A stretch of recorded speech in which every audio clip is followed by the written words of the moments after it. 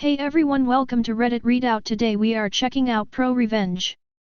Story 1. My dad had an affair with his BFF's wife. So, my dad had an affair with his BFF's wife, let's call her Jane. She claimed she was pretty much in love with my father, and of course her husband didn't know. I found out because once I got a Facebook Messenger message from a fake account telling me that my father was banging his BFF's wife. I actually didn't care, my parents are divorced since 2005.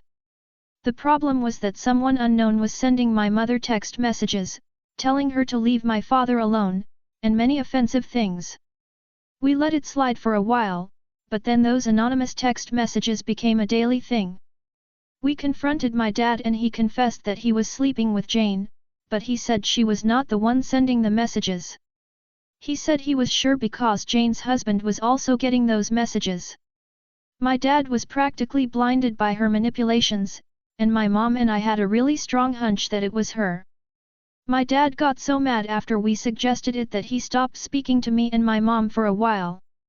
I also got mad, but much more offended because he would not believe me.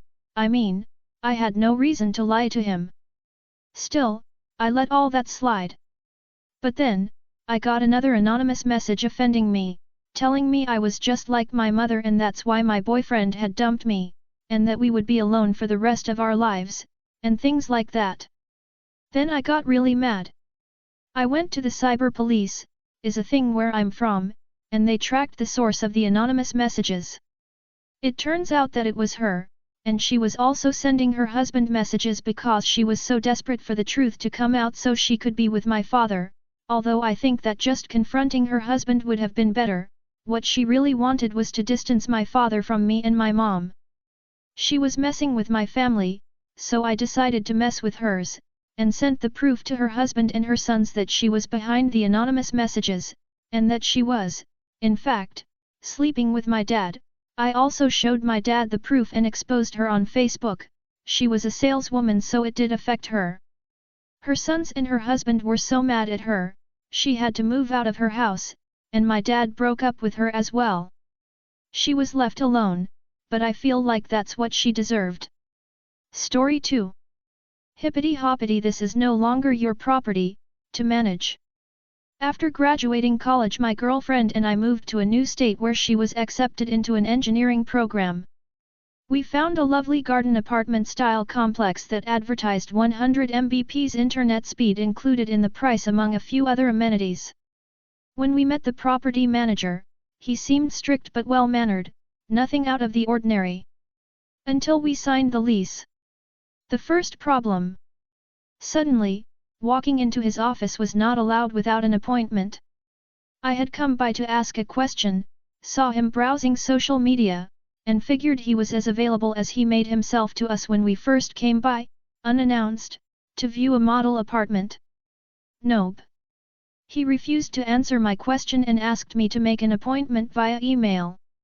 The second problem.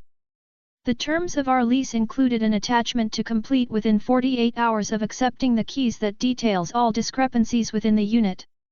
We submitted the attachment via email around the 40th hour.